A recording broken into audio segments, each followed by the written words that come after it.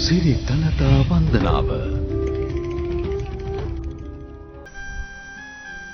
පොළොන්නරු යුගයේදී හමුවන පළමු වික්‍රමබාහු රජුගේ බෞද්ධ විරෝධී ක්‍රියා දරාගත නොහැකි වූ අෂ්ටමූලායතනවලට අයත් භික්ෂූන් දන්ත ධාතුන් වහන්සේ සහ පාත්‍රා ධාතුන් වහන්සේ රැගෙන රෝහණයට පලා ගියහ.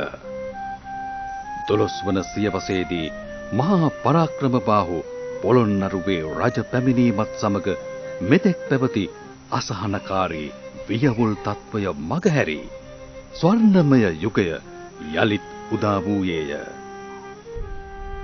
අභිෂේකය ලබනතුරු දළදා හා පාත්‍ර ධාතුන් වහන්සේගේ අයිතිය පරාක්‍රමබාහු රජතුමාට නොතිබුණි. රට එක්සත් කිරීම සම්පූර්ණ වන්නේ දළදාවේ උරුමය ලැබීමත් සමගය යන විශ්වාසය නිසා මහා පරාක්‍රමබාහු රජු රෝහණයේ සිටි සුකලා දේවිය සමග සටන් කොට ඇය සතුව තිබූ දළදාව යලි ලබාගෙන මහත් හරසර මැද එය පොළොන්නරුවට වැඩමුවේය.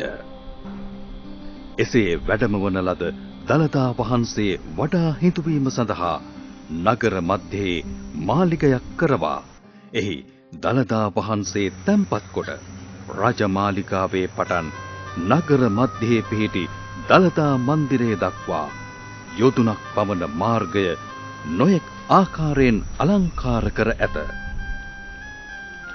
පොළොන්නරු යුගයේදී විවිධ රජවරු දළදා වහන්සේ වෙනුවෙන් නොයෙක් පුද පූජා පැවැත්වූහ.